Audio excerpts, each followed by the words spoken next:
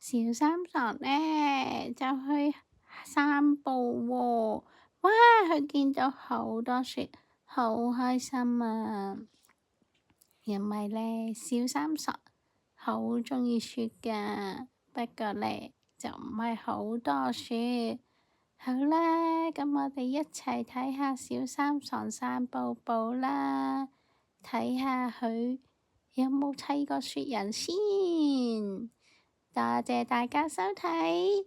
哎呀，多謝大家收睇，你哋可以 subscribe、like and share。多謝，多謝你哋睇小三傻。祝大家有一個開心嘅週末，Happy Weekend，拜拜。